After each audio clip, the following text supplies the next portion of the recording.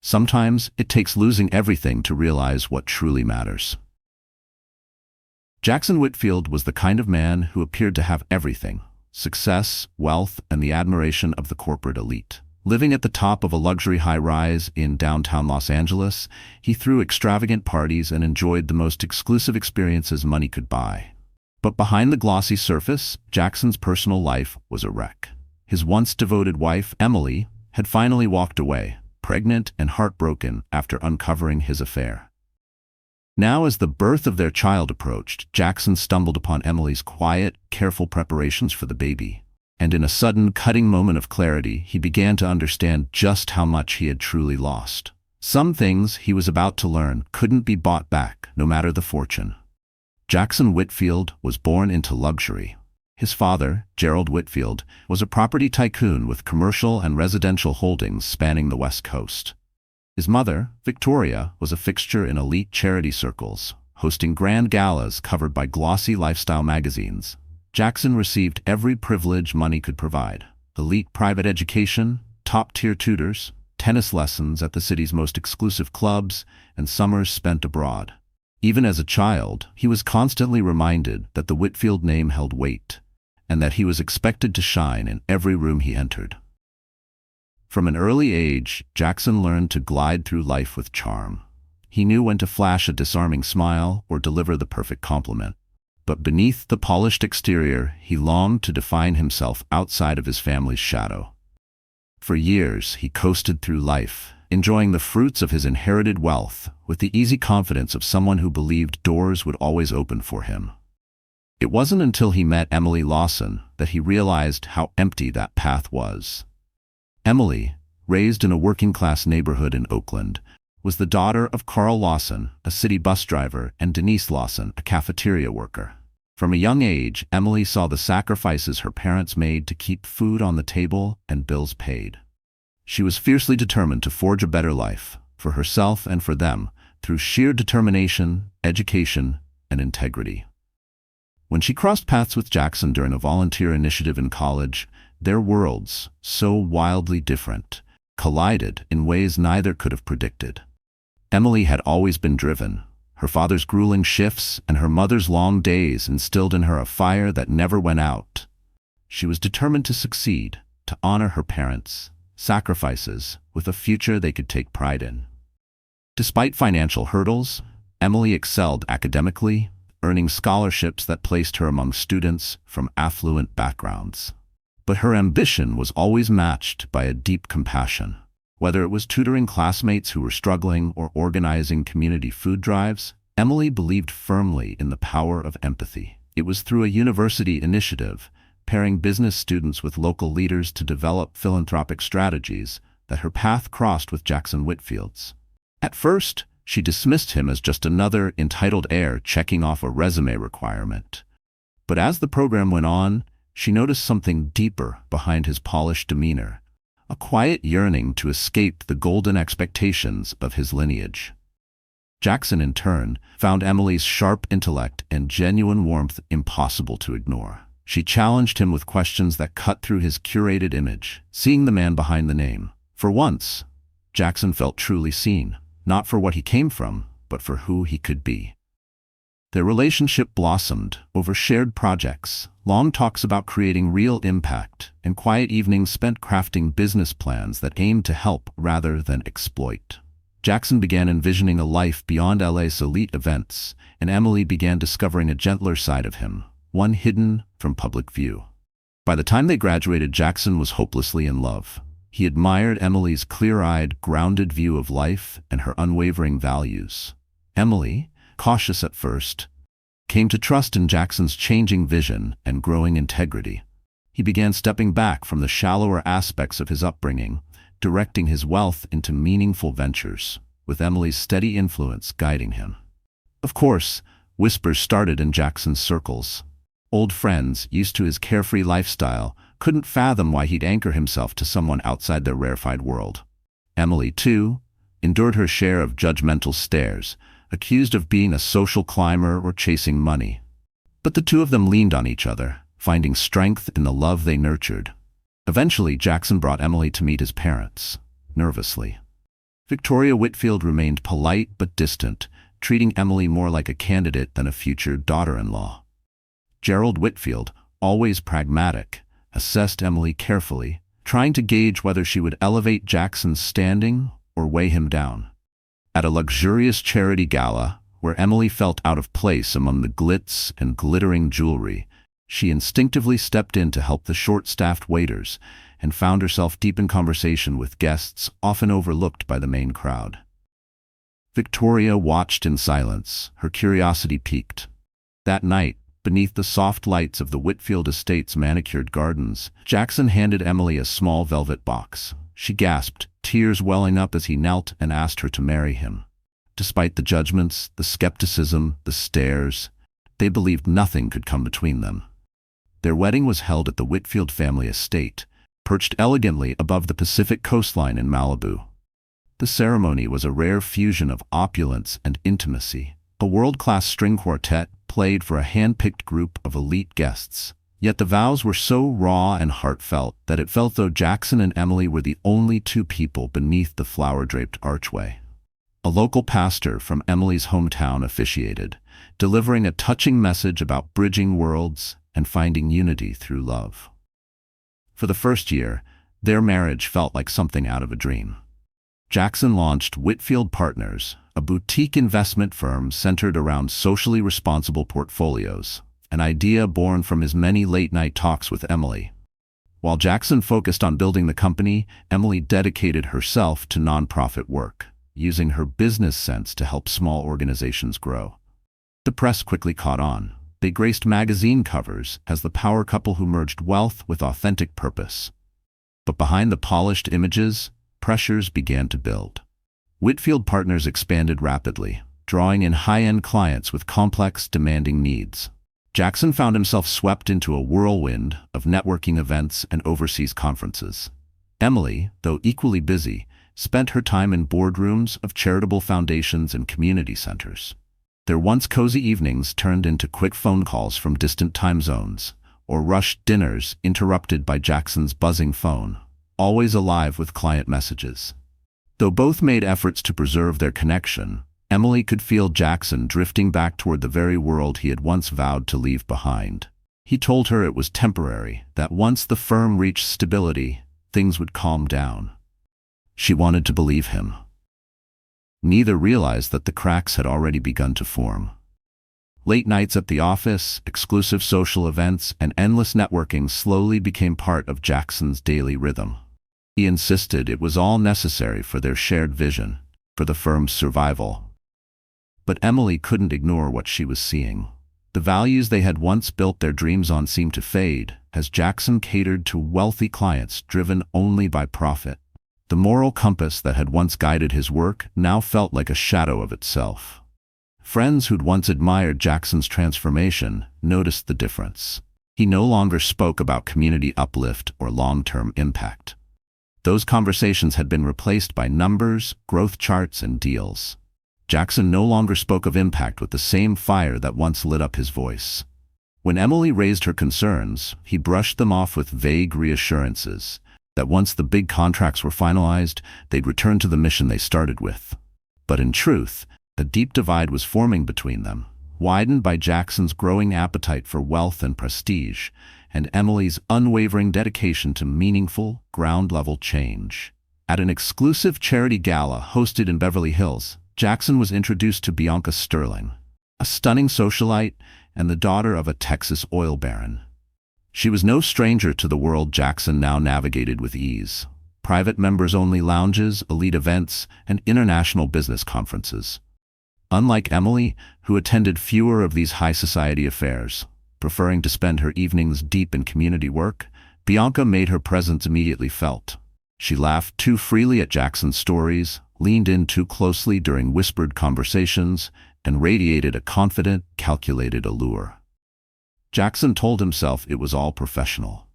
Bianca's family held powerful connections that could open doors for international growth. But over time, business dinners blurred into drinks that lasted well past midnight.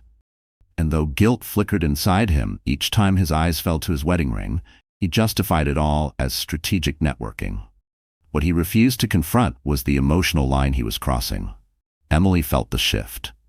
Even without knowing the specifics, she saw the signs. Jackson creeping in at dawn with half-formed excuses, vague calendar entries, and the faintest trace of unfamiliar perfume on the collar of his tailored suits.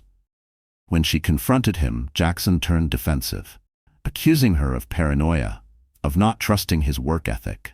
The tension in their luxury apartment grew dense and cold. Even their housekeepers moved carefully, sensing the volatile energy beneath the surface.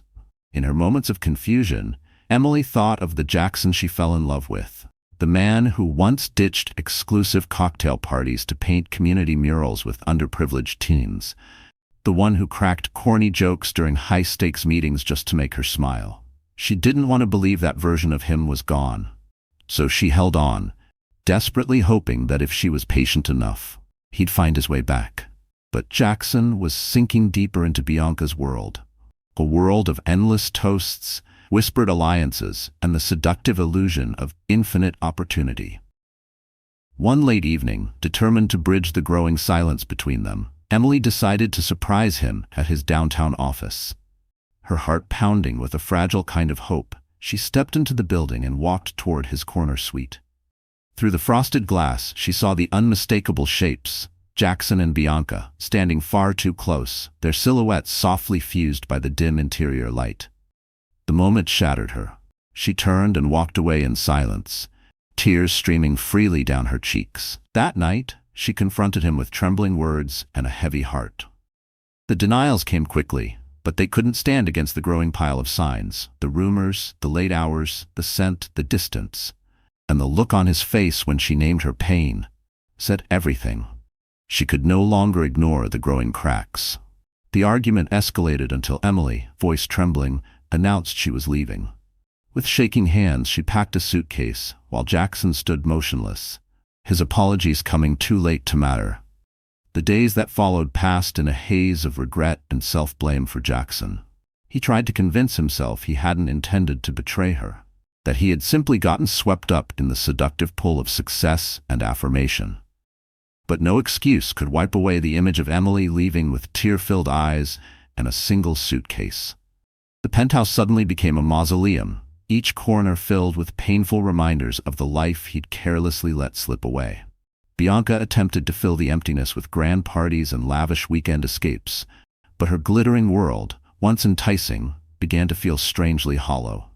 Guilt gnawed at Jackson's conscience. The high-powered negotiations he used to relish now seemed meaningless without Emily's steady perspective. He found himself flipping through old photographs, hiking trails in Big Sur, stargazing from a quiet mountain cabin, and laughing together over a shared slice of peach pie at a roadside diner.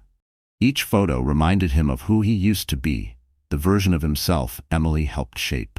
Yet pride held him back from going after her. He told himself she needed space, or that his apology wouldn't make a difference now.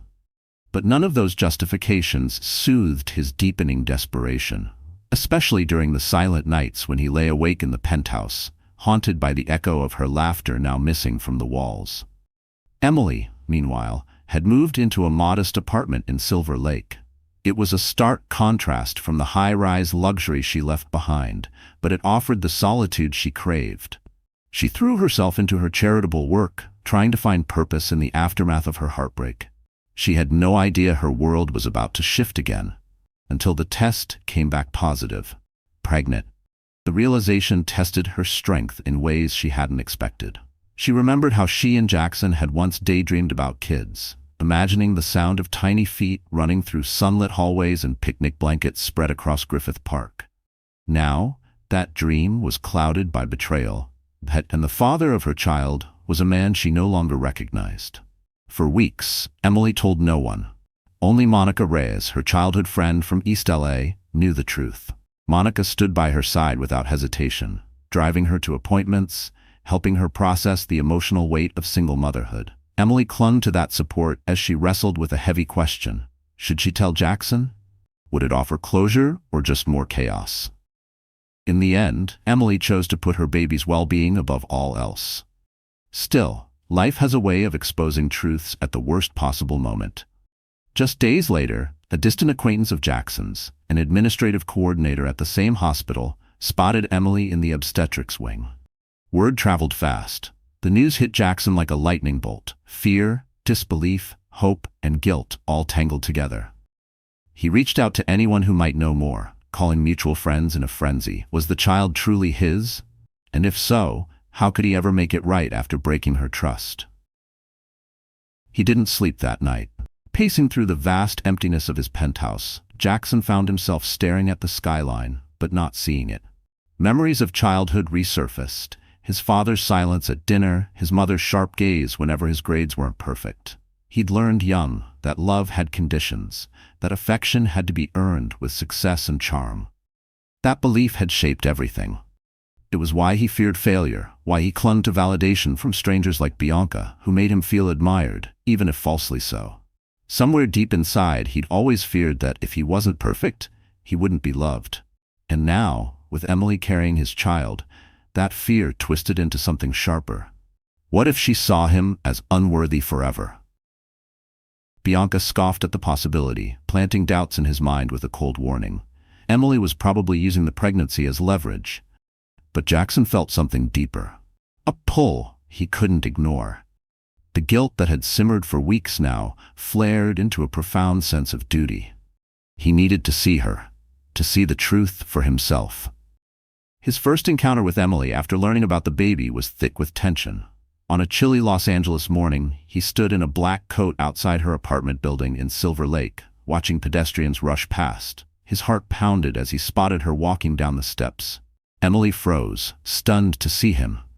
The sight of her caught him off guard. There was a softness to her now, a subtle glow that came with pregnancy. But her expression was wary, her eyes defensive. Jackson stepped forward, his hands raised gently in a plea for peace. Emily almost turned away, but something in his face, some flicker of sincerity, held her back. He apologized, stumbling over his words, his voice strained with emotion.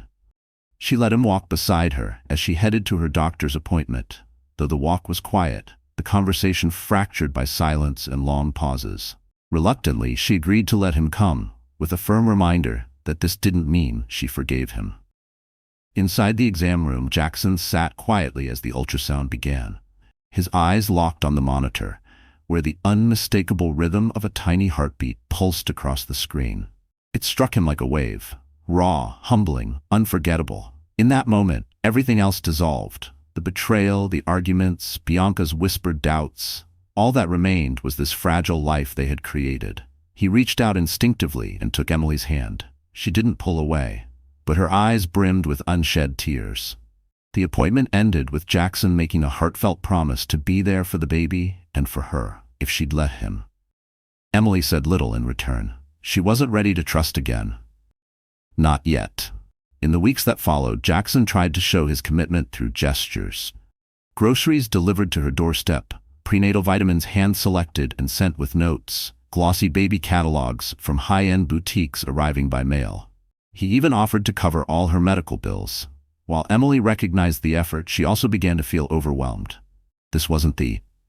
It was the same kind of extravagance that had fractured their relationship to begin with. Still, Emily allowed Jackson to attend certain prenatal appointments, recognizing that he had a right to be part of their child's life. Their interactions remained distant, civil, even polite, but a heavy silence loomed between them. Every time Jackson tried to express how sorry he was, Emily offered a cautious nod, unwilling to let him close again too quickly. His breakup with Bianca was chaotic and highly public, providing gossip sites with plenty of ammunition. Enraged by Jackson's renewed involvement in Emily's life, Bianca threatened to expose internal dealings at Whitfield Partners. The tabloids pounced, publishing wave after wave of headlines branding Jackson as a heartless cheater. But none of it stung like Emily's judgment. Her opinion was the only one that mattered. Jackson found himself rereading old text messages and photos of better times, searching for traces of who he used to be, before he let ambition and validation cloud his judgment. Each cruel headline was a mirror to his mistakes, but it was the silent disappointment in Emily's eyes that cut the deepest. He didn't just want to be seen as better. He wanted to be better, for her and now, for their child. Jackson longed for a second chance, but knew better than to expect forgiveness on demand. Privately, he began tearing down the world he had built alongside Bianca. He distanced himself from profit-obsessed clients, choosing instead to align with partners who supported his renewed focus on ethical, impact-driven investing. His once glamorous circle of influencers and deal-makers thinned out, replaced by a handful of professionals who respected his shift.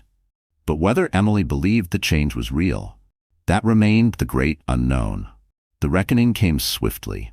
Bianca launched a ruthless campaign across media outlets and blog platforms, spinning a narrative that Jackson had used her name, her contacts, and discarded her the moment she became inconvenient.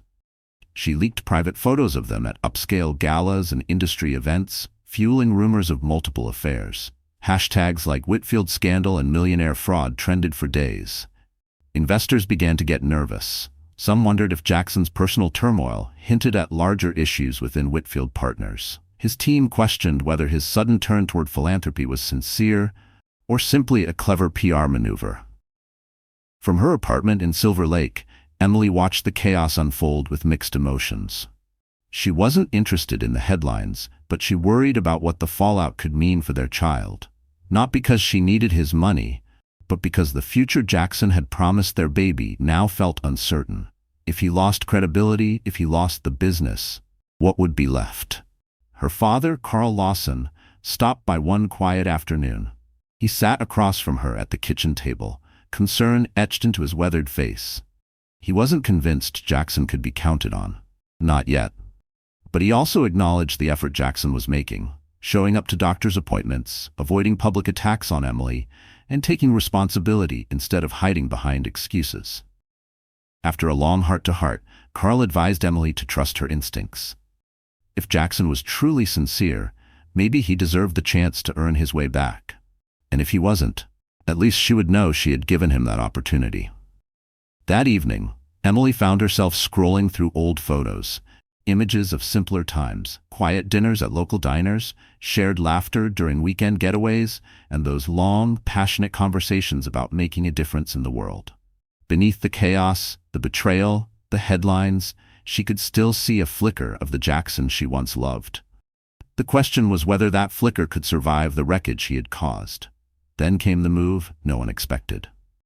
Jackson called a press conference. He stood before a room packed with reporters, wearing a simple navy suit, muted, serious, a stark contrast to the bold high-end wardrobe he used to flaunt. There were no flashy distractions, no slick smiles, and instead of denial or blame-shifting, he told the truth. "I've made serious mistakes," he began, his voice slightly unsteady. "I lost sight of the values that once grounded me, and in doing so, I hurt people who trusted me." He paused, took a breath. "I'm not here to point fingers or make excuses. I'm here to take responsibility and to try to rebuild my life with honesty and humility." He didn't share salacious details. He never mentioned Emily or the pregnancy. He protected her privacy and their babies. At first, the press waited, ready to seize on a slip-up or contradiction. But there was nothing sensational to print, just a man stripped of pretense, owning his failures. Some reporters remained skeptical, of course, but many, though hesitant, acknowledged his candor. Bianca's media campaign lost its momentum. With no fresh scandal to feed on, tabloids shifted focus. Board members at Whitfield Partners, watching nervously from afar, began to relax. Clients sent messages of quiet support, praising his accountability, rare as it was in their world. At home, Emily watched the press conference from her couch. Tears welled in her eyes. She didn't know if it would change anything. She wasn't sure if she was ready to forgive. But for the first time in a long while, she believed Jackson might truly want to be better, not for headlines, but for himself and for their child. It marked a shift. With the media buzz dying down, Jackson redirected his energy toward what mattered most: fatherhood. He found a parenting class in downtown LA and nervously called Emily, voice wavering, to ask if he could come along. Still unsure of her own emotions, Emily hesitated, but said yes. On the day of the class, Jackson arrived early. No tailored suit this time, just a soft slate gray sweater and jeans. He sat beside her, clumsily handling the plastic infant doll the instructor passed around for practice. At first he fumbled, but he listened. He asked questions, He nodded earnestly as the instructor explained swaddling techniques and newborn sleep patterns. He was awkward, but he was trying, and for Emily, that mattered. Emily observed him quietly, recalling the days when Jackson used to scoff at routine responsibilities. Now, he seemed genuinely interested, determined even, to learn how to swaddle, change diapers, and calm a wailing newborn. After the parenting class, they walked side by side to the metro station. Jackson cautiously brought up the idea of joining future doctor's visits, watching Emily's face closely as he spoke. She told him she wouldn't shut him out, but she wasn't ready to forget either. He nodded, accepting her boundary. The moment felt oddly normal, like two people navigating everyday life instead of recovering from months of public scandal and private heartbreak. But underneath that calm exterior, mistrust lingered. Every time Jackson's phone buzzed, Emily tensed. Was Bianca behind the screen again? And Jackson, too, often looked at her with apprehension, as if worried she might walk away again without warning. Still, between tension and hope, they reached a fragile balance. Every step forward became a small test of whether they could really prioritize their child together. Wanting professional guidance, they booked an appointment with Dr. Maya Brooks, an old friend of Emily's who had recently started practicing obstetrics at a leading hospital in downtown LA. Maya offered more than medical care. She brought compassion, someone who neither excused Jackson's past nor diminished Emily's pain. During a routine checkup, Maya gently asked how Emily was really doing. Emily admitted she was scared of becoming a single mom, of trusting Jackson again, of making decisions that might one day hurt her child. Maya listened, then offered simple, steady advice. Ultimately, it's your call whether Jackson plays a role in your life beyond fatherhood, Maya said softly. But if he's really changing, maybe there's space to see what that looks like. Outside in the hallway, Jackson caught fragments of their conversation. He stood frozen, her fears cutting deeper than any article or public rumor ever had. For the first time, he fully grasped how much damage he had done, not just to their relationship, but to Emily's sense of stability and self-worth. Determined to prove he meant every word, Jackson committed to helping in every way she would allow. He cleared his calendar, shuffled meetings, and began declining partnerships that compromised his principles. At Whitfield Partners, he pivoted the business back to its original vision, stepping away from fast money in favor of meaningful impact. Some clients pulled out, but new investors, those who aligned with his mission, began to take notice. It was the reset he didn't know he'd needed. Just when it felt like things might be turning a corner, life struck again. In her third trimester, Emily began experiencing sharp headaches and noticed swelling in her hands and feet. Fearing preeclampsia, Dr. Maya Brooks ordered immediate testing. The results were concerning. Emily's blood pressure was dangerously elevated, posing a serious risk to both her and the baby. If not managed with strict care, the consequences could be devastating. Maya placed her on full bed rest and warned against any activity that might trigger stress. Jackson's response was immediate. He all but moved into Emily's small Silver Lake apartment. He set up a compact work desk in the corner of her living room and immersed himself in caring for her. The nightlife, the black tie fundraisers, gone. Instead, he checked her blood pressure multiple times a day, cooked low-sodium meals from scratch, and documented every detail for Maya to review. Monica Reyes and a few other close friends dropped by on a rotating schedule, offering comfort and support. But Jackson insisted on taking the lead. He wanted to be there, for all of it. For Emily, having Jackson so close was both comforting and complicated. His presence made things easier, physically, emotionally, but the memory of his betrayal remained fresh. Could she truly let him back in? Or was she simply leaning on him for the baby's sake? She wrestled nightly with her own doubts, reminding herself not to mistake support for redemption, care for commitment. The days were long and still, leaving her alone with thoughts she'd tried to suppress. She feared that letting him too close might undo the careful boundaries she'd built to survive the heartbreak. At night, she often lay awake, staring at the ceiling while Jackson worked quietly in the next room, his laptop keys tapping softly as he wrapped up another long day. Then came the moment everything shifted. One evening, a sudden pain gripped Emily's side. Sharp, intense. She burst into tears from both fear and discomfort. Jackson rushed to her side, taking her hand in his and whispering calm, steady reassurances until the pain eased. In that fragile moment, the emotional wall between them cracked. Emily allowed herself to lean into him, not because she had fully forgiven him, but because in that instant, she needed him. Jackson, feeling her trust, however fleeting, made a silent promise. He would never betray it again. The final stretch of Emily's pregnancy became a delicate balance of tension and tentative healing. With her on strict bed rest, emotions had nowhere to hide. Jackson took to his caretaker role with quiet devotion, cooking simple meals, helping her through gentle, doctor-approved stretches, and handling every small task she couldn't do herself. In the stillness of those days, they found themselves opening up again. Really talking. One night, as Emily sat propped against pillows and Jackson flipped through a parenting book, his voice broke with raw honesty. He apologized once more, not just with words but with specifics. He admitted to craving the validation of his wealthy peers. He confessed how ambition had eroded his principles, how he had ignored the hurt in Emily's eyes. This time, there was no defense, no deflection, just the truth. Emily listened quietly, her eyes shining with unshed tears. Then, with a voice heavy with emotion, she shared her own regrets too. Maybe she had placed him on too high a pedestal, expecting too much, too soon. Still, cautious as they were, the conversations between Emily and Jackson planted the quiet seeds of something resembling reconciliation. They discussed the possibility of couples therapy after the baby arrived, both acknowledging that trust couldn't be rebuilt overnight, and forgiveness wasn't something to be rushed.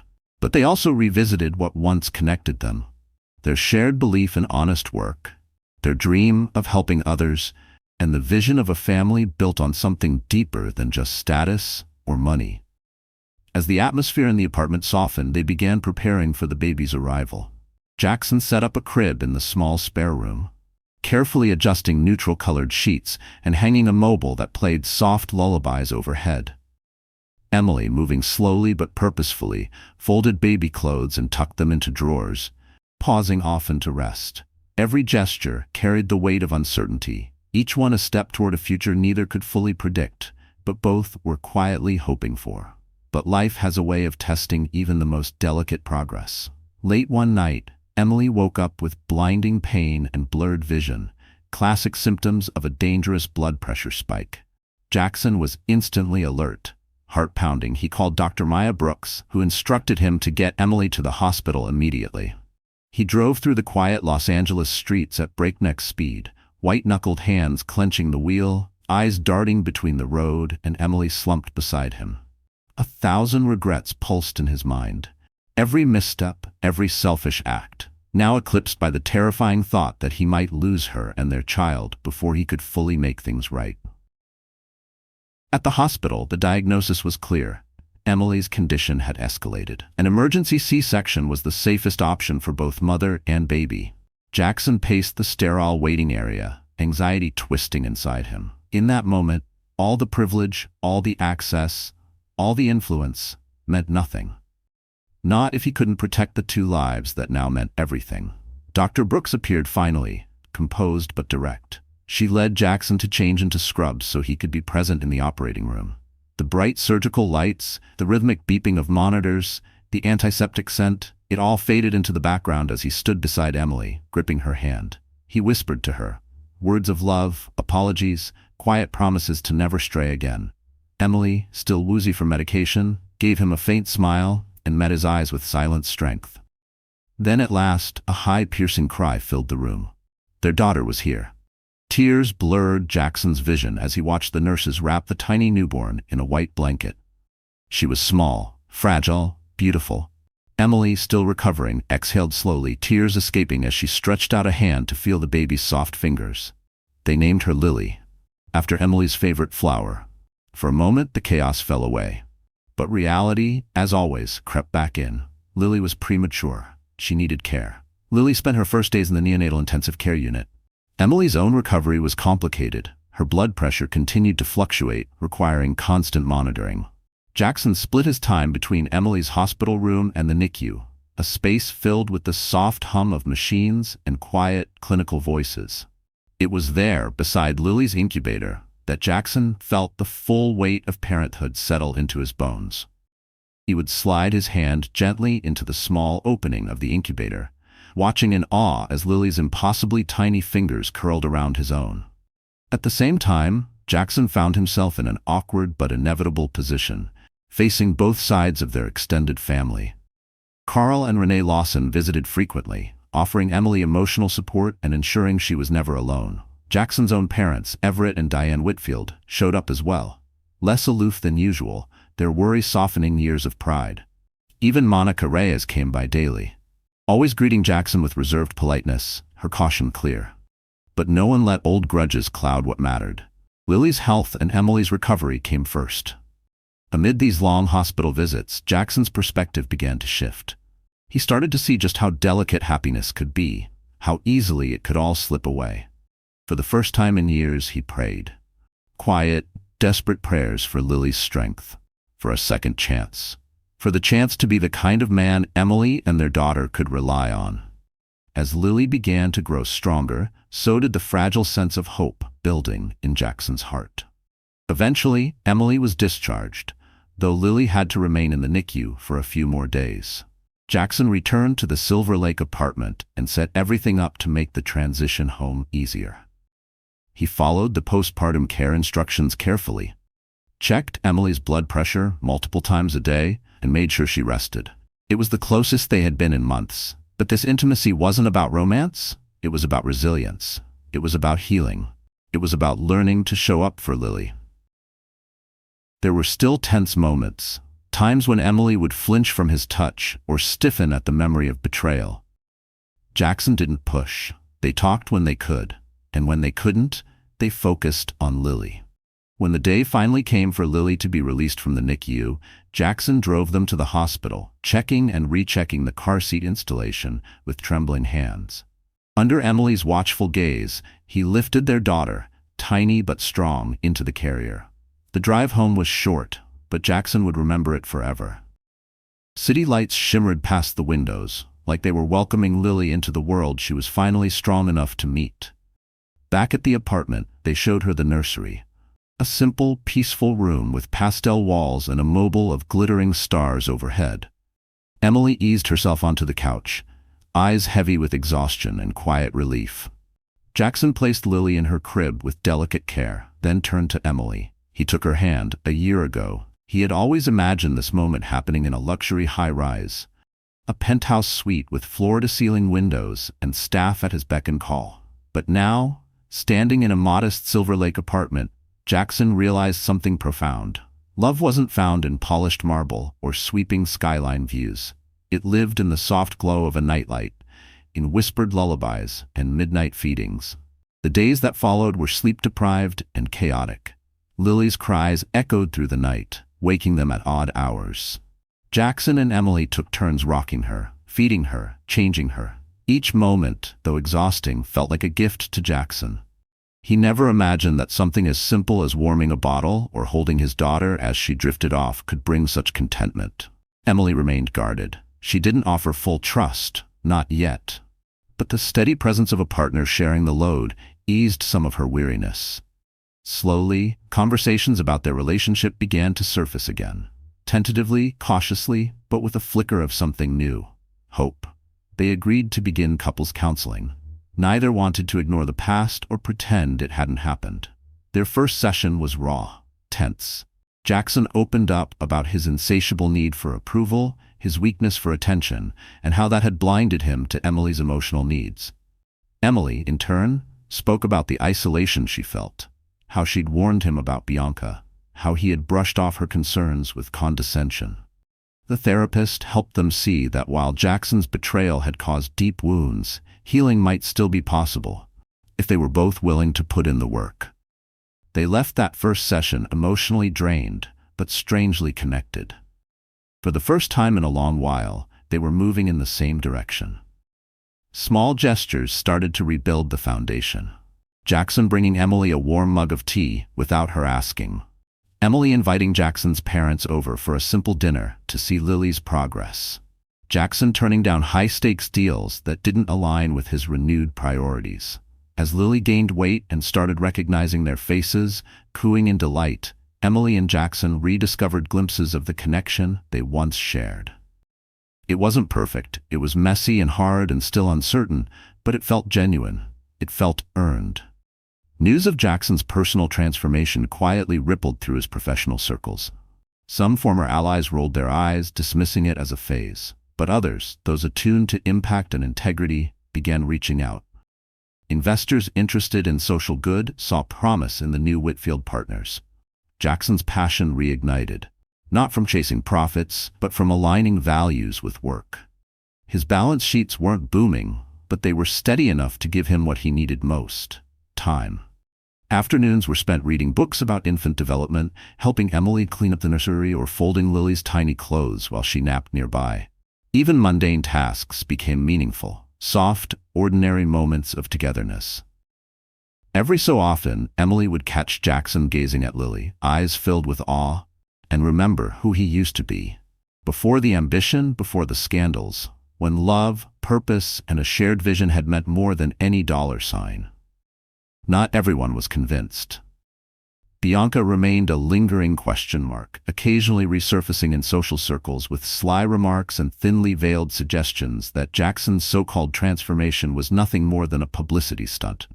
But as time passed and her bitterness found fewer allies, her presence gradually diminished from the spotlight. Monica Reyes, ever protective of Emily, kept a watchful distance, but even she eventually admitted that Jackson seemed to be making a genuine effort. Still, Emily battled with occasional waves of doubt. The fear of letting her guard down, only to be wounded again, was difficult to shake. Yet with every counseling session, every shared responsibility, every moment Jackson prioritized Lily, her hesitation softened. Their progress was delicate but real. Like a once shattered vase, now glued back together, not flawless but capable of holding something meaningful again. Months passed. Lily grew stronger, more expressive. She began giggling at Jackson's exaggerated faces, babbling incoherently during diaper changes, and testing her ability to roll over. Jackson relished fatherhood, celebrating every milestone with open awe. In those little moments, Emily saw flashes of the man she had once fallen in love with, someone sincere, attentive, and capable of finding wonder in life's smallest victories. Therapy evolved. The sessions began shifting from unpacking old pain to talking about the future. Together, they explored how to maintain balance between Jackson's business endeavors and Emily's nonprofit commitments.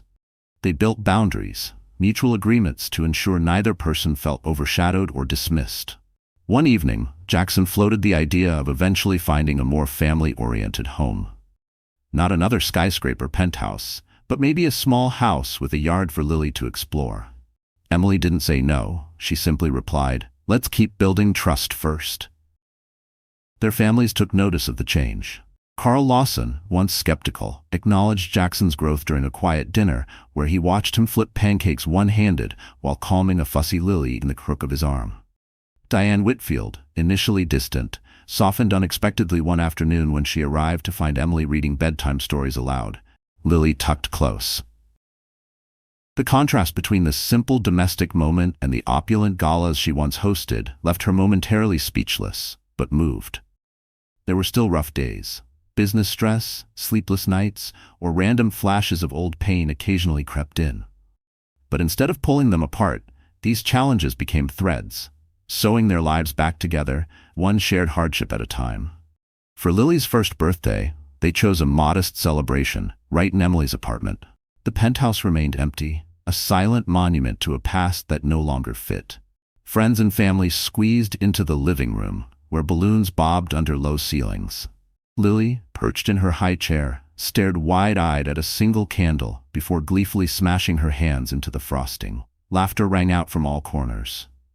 Diane Whitfield arrived in an understated but elegant dress, clearly out of place among the casual jeans and t-shirts, but as Lily shrieked with glee, something in her eyes softened. Everett Whitfield, ever reserved, pulled Jackson aside and said quietly, "I'm proud of you. Not just for your company, for this." He nodded toward Emily and Lily. Emily's parents beamed, snapping pictures of every silly face and frosting-covered finger.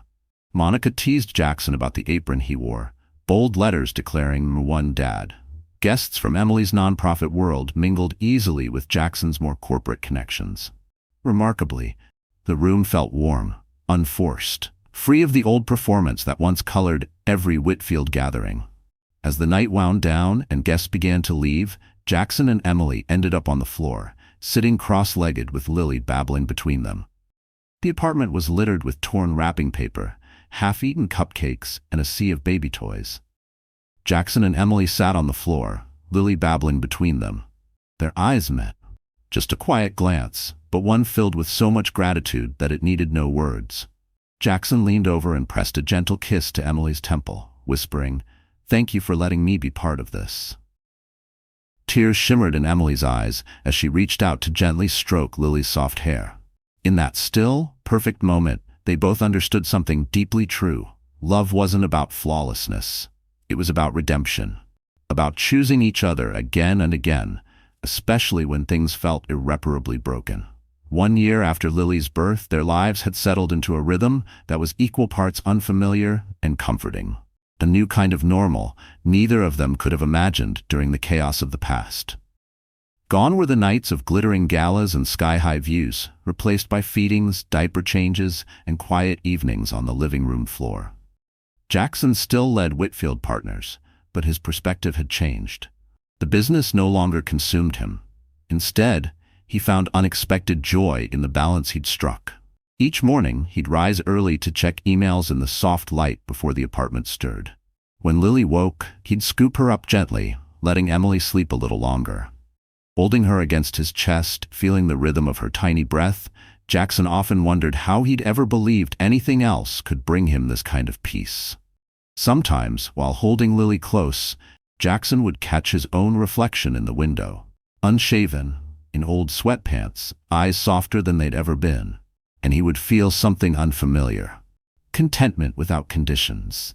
The kind of quiet joy his younger self never thought he deserved. Emily, too, was stepping into a new version of herself. Her traumatic birth experience had ignited a deep passion for maternal and infant health advocacy. She began working with nonprofits around Los Angeles, sharing her story, offering hope, raising awareness. She spoke at community centers and medical forums, sometimes with Jackson in the audience, Lily giggling on his lap. Where once they had struggled to reconcile their professional lives, now they moved in sync. Jackson used his contacts to help fund projects. Emily brought a voice grounded in experience and compassion. Their causes became intertwined, his resources meeting her purpose. They still lived in the Silver Lake apartment. The penthouse, though technically still Jackson's, remained untouched. Selling it felt too complicated. Living in it, impossible. It stood as a monument to who he used to be, a version of himself he no longer wished to revisit. It remained there, untouched, a silent reminder of a life Jackson had chosen to leave behind. Sometimes, when his mind drifted, guilt would creep in. Memories of evenings spent in that penthouse with Bianca flickered like ghosts he couldn't quite dispel. But slowly, those echoes began to fade. They were replaced by gentler, brighter moments. Lily's first toothless grin, Emily's soft humming during late-night feedings, the hesitant way she sometimes leaned against him after a hard day. These memories stitched themselves into the tapestry of a new life, one rooted in redemption rather than regret. Therapy remained a cornerstone of their progress.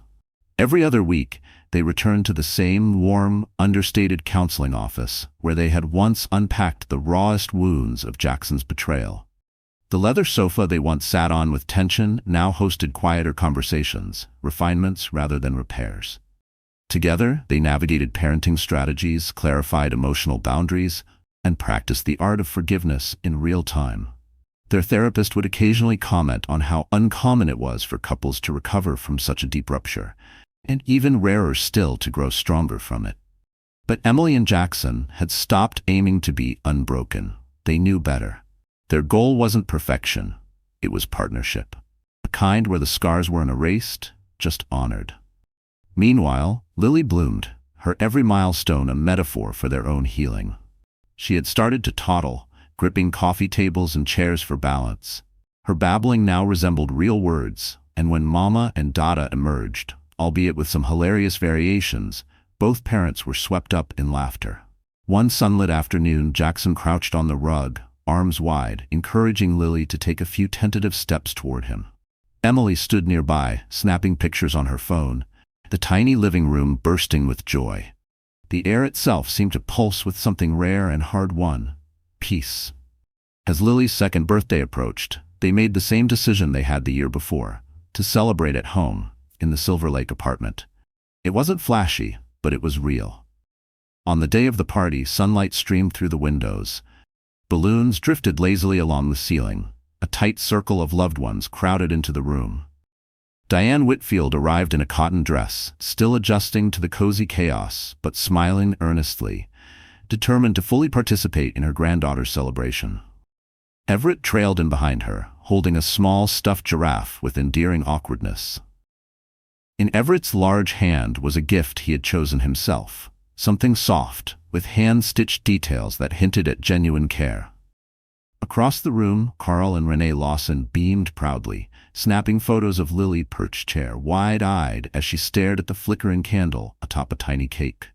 Monica Reyes, Emily's childhood friend, orchestrated the gathering with her usual mix of bossiness and humor, making sure everyone had a slice of cake and a place to sit. When Lily plunged her chubby hands into the frosting, a round of laughter swept through the room. From a corner of the apartment, Jackson stood quietly, taking it all in. The swirl of joyful voices, the blur of colorful balloons, the mess, the love. It was a far cry from the grand galas once hosted at his penthouse, and yet this felt infinitely richer. At one point, Everett stepped aside with Jackson. The once formidable businessman seemed smaller now, softened by age and perspective. "Son," he said quietly, his voice catching, "I'm proud of you. Not just for what you've done with Whitfield Partners. For this. For choosing what matters." Jackson nodded, throat tight. It was just a sentence, but it held more weight than any boardroom praise ever had. As the evening drew to a close and the last slice of cake disappeared, the apartment settled into a calm hush. Wrapping paper, ribbons, and half-inflated balloons were scattered across the floor like souvenirs of something rare. Lily was yawning in Emily's arms, blinking drowsily against the warm glow of the floor lamp. Jackson gathered a few plates, intending to tidy up, but Emily stopped him with a gentle hand on his arm. "Leave it for tomorrow," she murmured, already heading toward Lily's nursery. Once Lily was tucked into her crib and the apartment felt still, Emily and Jackson returned to the couch. They sank into it side by side. The weight of the day tugged at their limbs, but the air between them was warm and easy. Jackson reached for her hand slowly, cautiously, lacing his fingers through hers. She didn't pull away. For a long moment, they sat in silence, and then Emily leaned her head on his shoulder. "I never thought we'd get here," she whispered. Jackson turned, his face open, eyes soft.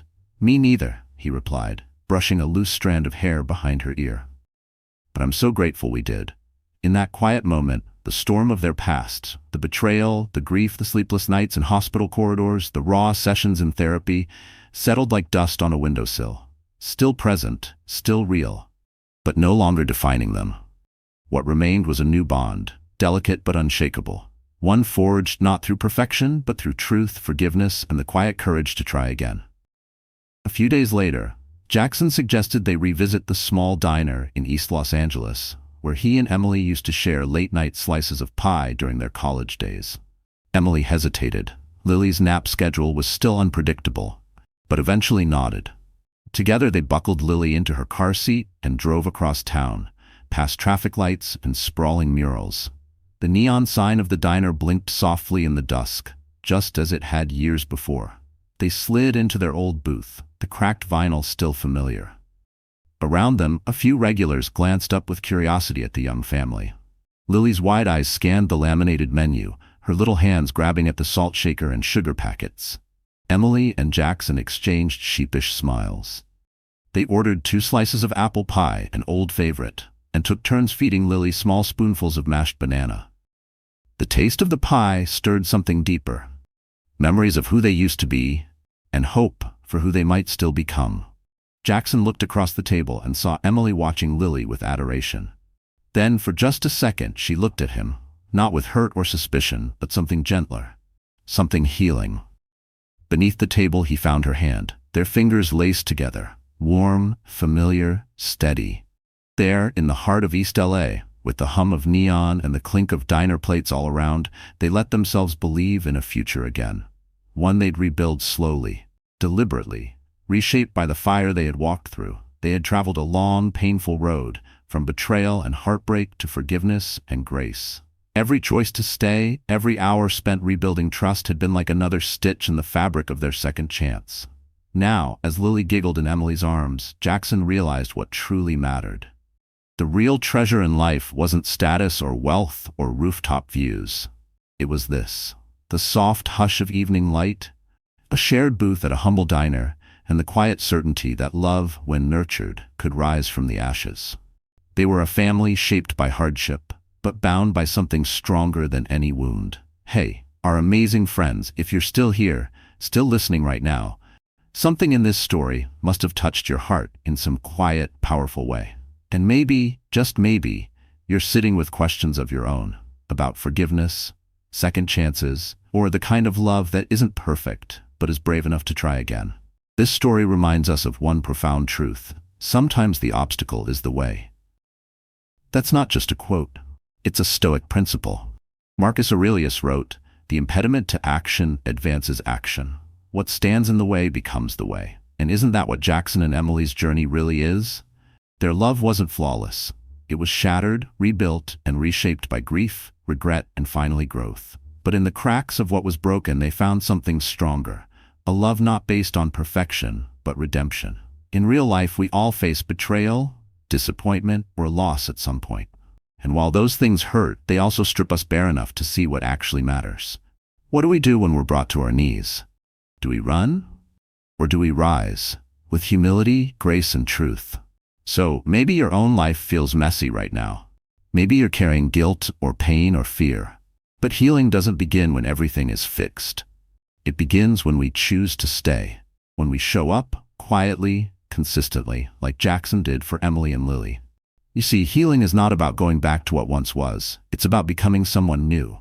Someone softer, stronger, more intentional. If that speaks to you, if this story gave you a glimpse of something deeper, go ahead and like, share, or subscribe. Because here, we don't just tell stories. We learn from them, we heal through them, and we grow together. Let's keep seeing life not as right or wrong, but as a journey, flawed, sacred, and worthy of grace. Thanks for being here.